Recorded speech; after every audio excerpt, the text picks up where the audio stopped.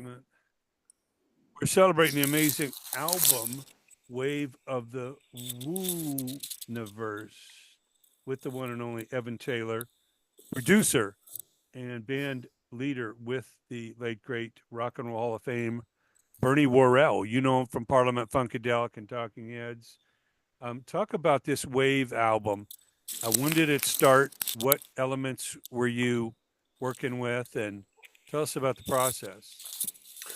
Well, Judy Worrell, Bernie's widow, approached me about getting involved in a project of basically completing Bernie's work that was left behind,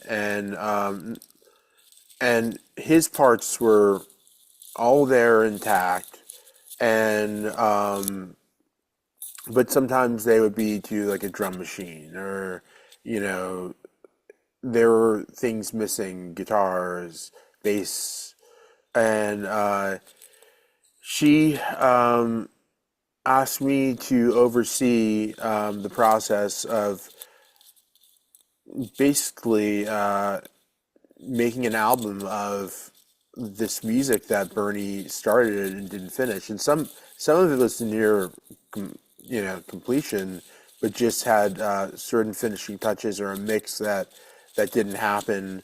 Um, and there are certain elements too that we wanted to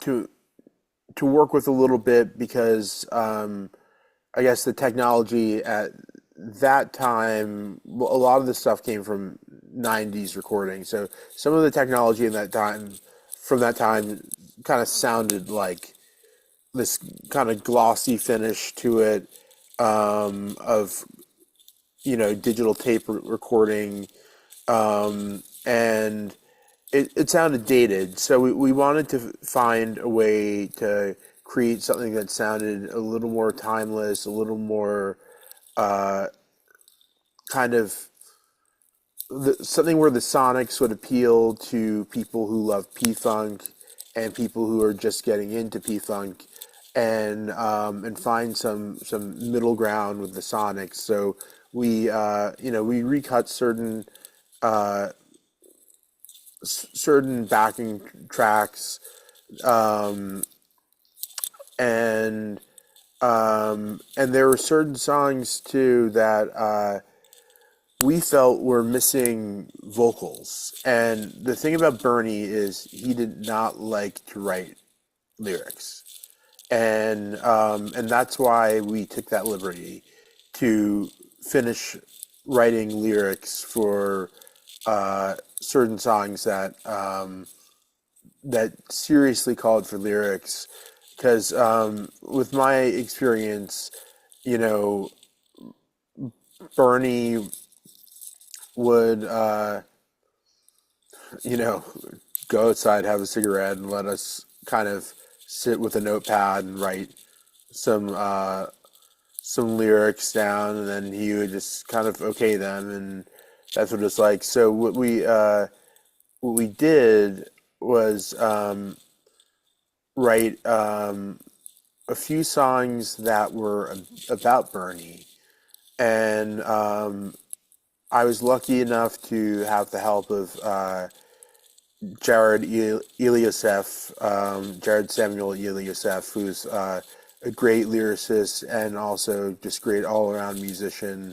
He's worked with them all, and he he kind of sat down and took charge of that and said, how about we write the first song that comes in with a full band? How about we write a song about Bernie coming here to Earth? And how about the last song of the record is him leaving? And I said, I love that idea. So we set around also with singer Paul Dooley, and I kind of fed them anecdotes of my time with Bernie, and Jared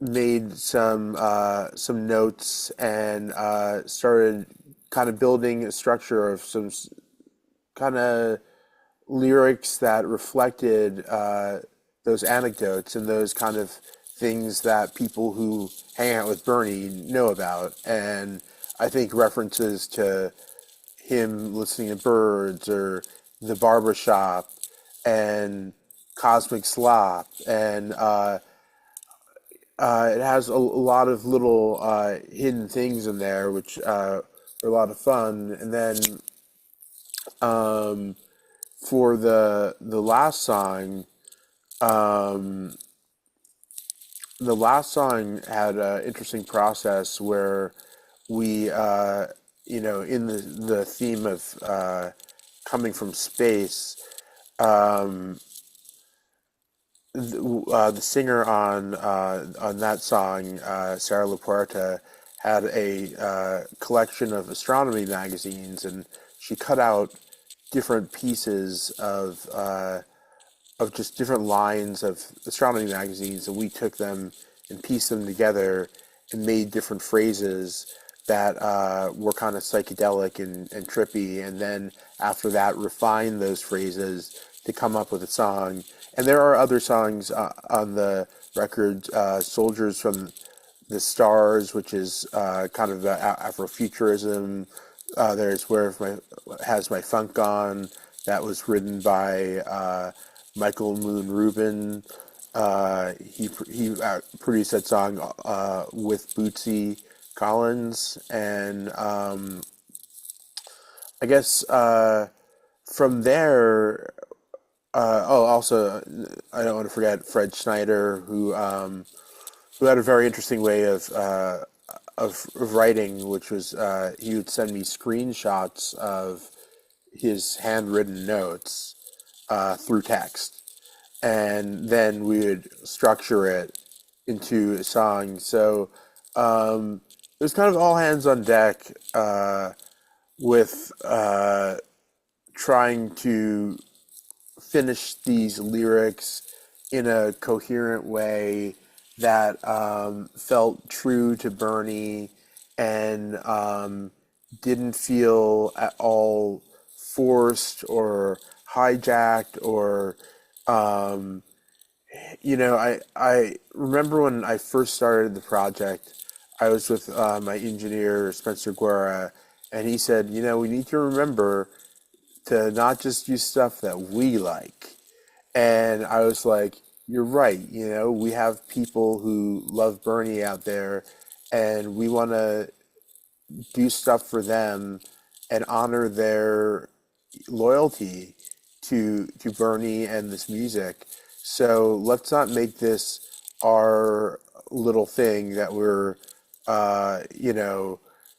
going rogue with. Let's try to focus and really make this a meditation on Bernie and how he would have worked and what he would have wanted, and that's why the workflow eventually took on that shape. And I can say that because I was Bernie's one of his last co-producers, so I know what his workflow, at least at that point in his life, was, and we tried to mimic that as much as possible. Well, you obviously have the great, Bootsy Collins along with Buckethead and Michael Moon Mhm. Rubin and these guys on What Have They Done to My Funk? Um, Yeah. what was that like, and how big of a supporter is Bootsy of Bernie? Oh, Bootsy's always been the number one advocate, other than Bernie's widow. He, I wasn't really involved with that track. That was near completion before I got involved, so I I didn't really have a part in that. Michael Moon Rubin kind of took the lead with that, and he wrote the song too. He I think wrote it with Bernie. So it seemed right to let him kind of take the lead on that one. Just like we have Will Calhoun did a track, When the Rain Subsides, and he produced that. And I want to acknowledge these producers. Also, the gentleman I mentioned before, Jared Samuel, was a co-producer on Distant Star and Wave from the Wooniverse, the track. So there were some really talented producers who lent a hand here and there to make this all happen. This project was a all hands on deck project. It really was. I've been getting a lot of people giving me credit for it, which I appreciate because it was a lot of work to coordinate and produce and write and make decisions. But everyone brought some magic to it, and we had all the special guests were excellent. Our horn section, I don't want to leave them out. Justin Mullins, the horn arranger, and Shlomi Cohen, who are both part of Burning Worrell Orchestra and did the majority of the horns on the record. And we had I think that someone said there were 70 people involved in this record. Oh wow. Yeah, so it was a major feat, but it was by no means would I say it was a situation in which I just came in and produced it. It really was, everyone bring something to the table in some capacity. Yeah, you got Jerry Harrison from the Hmm. Talking Heads on Distant Star. You even have John Lennon's son, Sean Ono Lennon, on Re-Enter Black Light Phase 2. How did Sean get involved? Well, Sean, Bernie first interacted with Sean when Sean was a kid, and he was working on Yoko Ono sessions that were produced by Bill Laswell.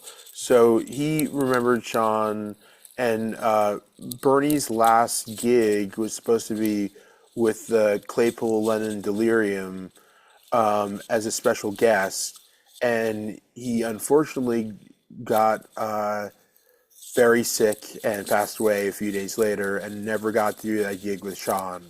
So we knew that Bernie wanted to work with Sean again. I had it was a private conversation I had with Bernie that he said I would love to work with Sean. He's extremely talented, and he's a hell of a bassist too, because he was a bassist for the band Chiba Mato and many other projects. So Bernie expressed interest before passing and working with Sean. So we reached out to Sean, and he said, "I'll do whatever they want." And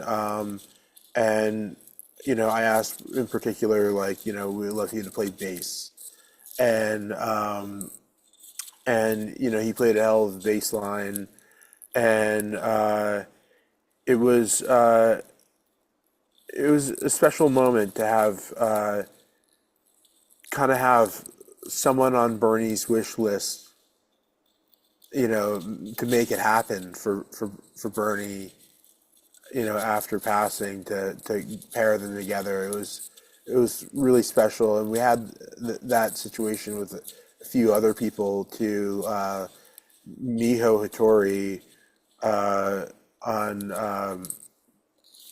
what was it, Wave from the Wooniverse.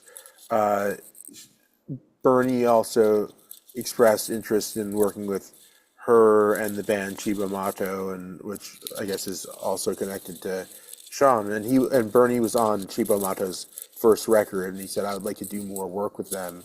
So we were able to get Miho Hattori to sit in for a little bit and do a little verse, and there were a few moments in the record of people who were on Bernie's wish list of collaborating with that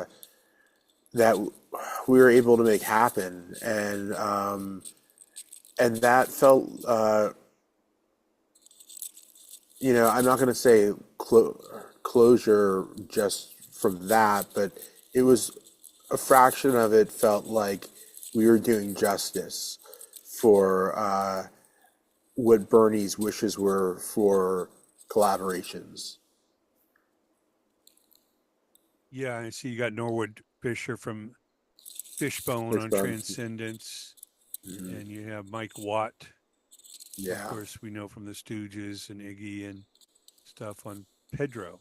He's from San Pedro, so Pedro Wu. But yeah, quite an all-star thing. So now on the Big Woo, was Fred Schneider's involvement just writing the lyrics, or did he vocalize? Oh, he sang too. Yeah. Okay. Yeah, and because Bernie was on Fred's first solo album, Uh huh. so and so was Steve Scales. So we got Steve Scales to play percussion on the Big Woo too, and it was a nice little reunion with Fred, Bernie, and Steve Scales, and Fred always talks about how much fun they had making his solo record, that team, and so it that was a special one for us too. I think it was nice to have Fred in the room, contributing his kind of classic Fred delivery. Yeah, no doubt about it. Well, when you look back at this, finished record in your years with Bernie, and I'm sure a day doesn't go by that you're learning more and more about, his history and why people appreciate him so much.